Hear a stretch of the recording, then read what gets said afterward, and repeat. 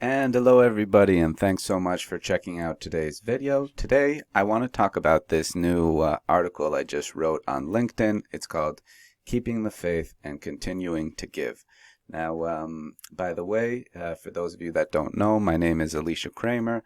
I run a small marketing agency called Social King, and something that I always prescribe for clients is to recycle content, right? So you make one piece of content, let's say as a LinkedIn post, and then you make a video about it, and then you take that video, you share it also on your LinkedIn feed, and you share it on your company page, or share it, and then, put it on YouTube, and pump the description on that YouTube video, and then after that, you kind of look through the numbers and see where were you getting the most traffic, multi-channel marketing, dot, dot, dot. It's kind of what I'm all about. But today, I also want to talk about kind of having faith during COVID times, whether it's worthwhile to give during COVID times, and just kind of my reflections on giving during COVID and having faith even during tough economic times.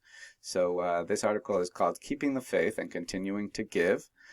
Just wrote it this morning, and a little bit about it. Let's have a look at it. Okay, so first of all, what I talk here about is the foundation that my parents set up many years ago. Is called the Chaya Israel Foundation. And this is, by the way, a website that I built. I've dealt a lot with nonprofits. This website was built about 4 years ago, and it also includes integration with PayPal. So there's that donate button over there, that kind of thing, right? And just a little bit of content.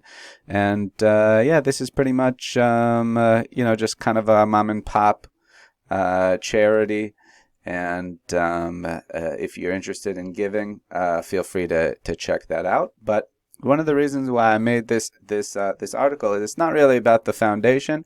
It's a little bit about kind of tying your identity, both professionally and privately as well, right? Because we know something that's really important in sales and online selling is the concept of trust. And people usually purchase based on relationships, right? And if you want to build good relationships, then it's important to at least show your authentic self, right? So me personally, I'm from Manhattan, New York City.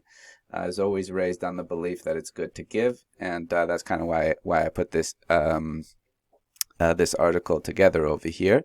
And I just want to share this kind of this thing that I'm always talking with my mom about. And I'll say, Mom, I'm scared, right? I'm scared because of the depression. Is the money going to come in? Is the faucet going to keep on running? Right? Stuff is very unstable nowadays in terms of income for everybody all across the board. Big retailers are going out of business. Money's changing hands, but people are also scared to spend right now. And so a lot of times when I tell my mom I'm scared about what the future is going to hold, she'll just tell me, sorry about that. She'll tell me that's because you don't have faith. The reason why you're scared is because you don't have faith. So I say, how do I get that faith back? And then she'll say, you just have to give to others that have less. Now, actually, I'm 32, almost 33. It took me a long time to appreciate the lessons and philosophy that my parents were always trying to give me. But over time, I've kind of started rolling up my sleeves. That's kind of why I showed you guys this website that I built. For a long time, my parents were doing this independently just because we were living in Manhattan. There were a lot of people that wanted to give, and I never actually did anything for the foundation, so I didn't ingrain in myself that need to give. It was only later on when they told me, hey, you just did this coding course. Can you help us build a website? We want people want to be able to pay online. We're tired of people having to send checks and then running to the bank, taking those checks, putting them in. Do you think you have a technical solution? And that was actually one of the first technical solutions that I provided was to my parents, where I said, yeah, I can help you guys. I can try to figure it out. And a lot of times if you have a project that also means something to you, and you're passionate about them, and they're for a good cause, then hopefully they'll also be blessed and all. So that's kind of why my main motivation behind putting this together. Lots of colors, and it was only when I built this website that I finally started to think about the importance of giving. And even in your professional life, in your professional identity, you should continue to give. And something that I talk about in this article is also something that I like to call the deal with God, right? So I'll just read this out loud, kind of as a podcast, for people that don't really have the patience to sit down and read it. This section is called Making a Deal with God. Some people give a tenth because they don't want to burn in hell for thousands of years. For me, it was never about that. If I was going to give, it would have to make sense for me. After a long dry spell economically, I started pondering what message God was trying to teach me. It's possible that I wasn't very careful to continue giving 10% even during the good days. One day, while looking across the hills of Jerusalem, I thought to myself, let's see if this works. I gave a little bit of money to charity, in the hopes that, God or the universe, somebody out there is going to bless me. They'll see that I'm being a channel for blessings for others, and hopefully the universe will want to bless me, whatever you want to call it. So the next day I wake up, and I read an email from a client, pretty unexpected, and it was a big project from a big client also. And the project was going to last for about a month, so I was really happy. I called my parents. Hey, I finally gave a little bit of money to charity, and I immediately got rewarded. And so I finally started to have some optimism. The faucet is starting to open up again. So that was a little bit that. As the project was coming to a close, I wanted to keep the faucet running, right? So I already had the client. I wanted to continue offering good added value to the client with another project. So I sent over a proposal, and of course, within this theme of making a deal with God, as soon as I sent the client a new proposal, I also texted my mom and I told her, please give some money to charity on my behalf. I just sent the proposal over, right? I've done my effort. All I need now is a little bit of blessing, and hopefully this new proposal will also go through.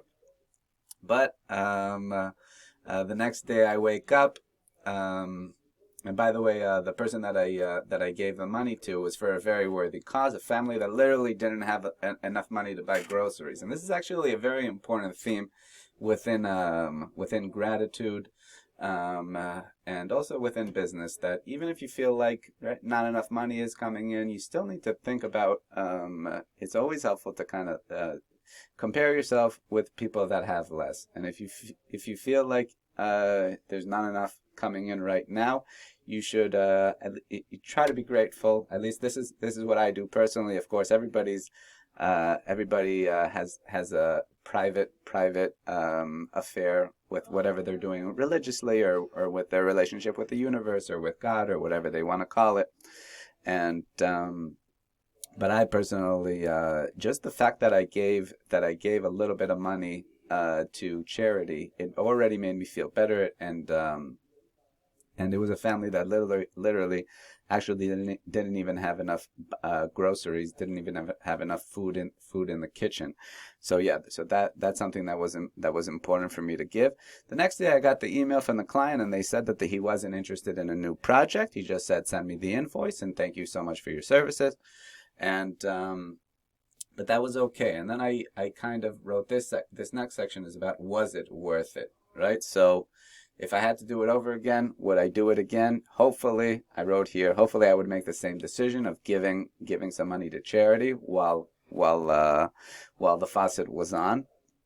And then I wrote, there's a couple of other projects that I've also invested on during COVID times over the past year, half a year.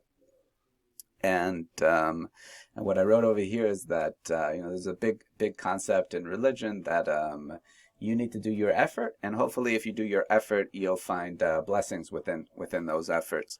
And so I just this is also for SEO. I'll be honest with you. This is just there's a concept in SEO. LinkedIn, for example, is a high domain authority site.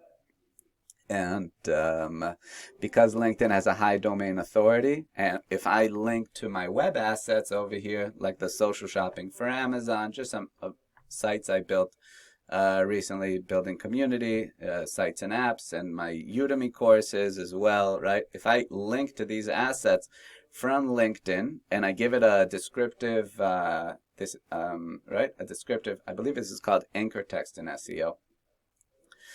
So if I give a nice descriptive title for the link, for the link text, then it'll help improve the Google rankings as well, especially because it's coming from LinkedIn.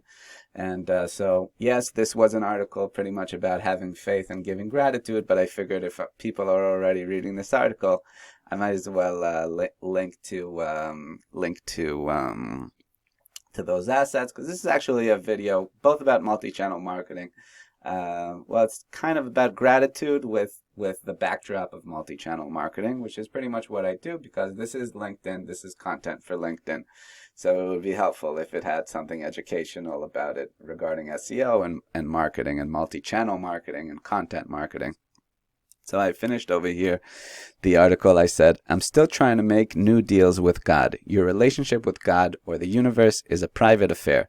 But for me, I've found that if I want to keep receiving blessings, I need to prove that I can be a channel of blessings for others. And something that I noticed, a theme, a lot of times I see people that I've noticed people that are in in good positions and doing well financially and economically. A lot of times, if I visit them or I'm in contact with them, they'll usually be givers.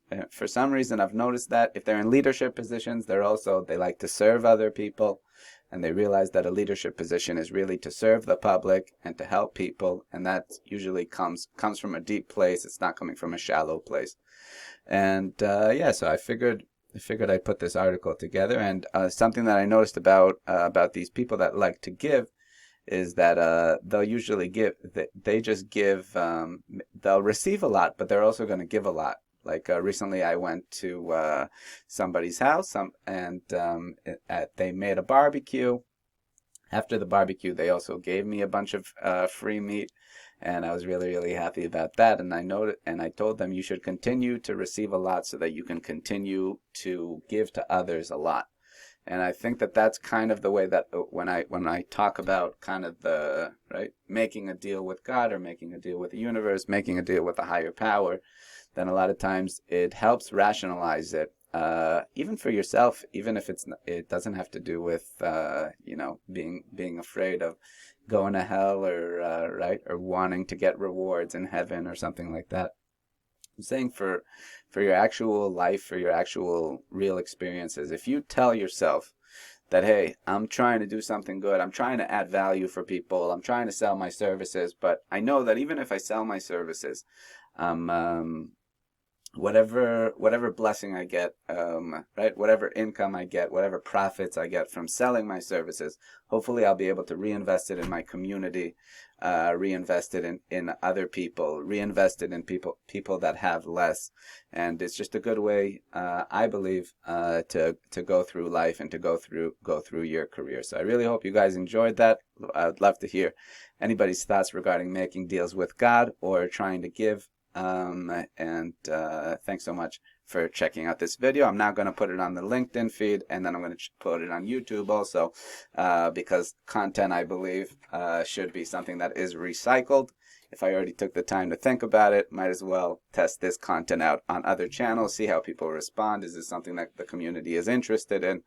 What kind of relationships, what kind of conversations will come out of this content, which will get out there to my network. So thanks guys for tuning in, and have an amazing day.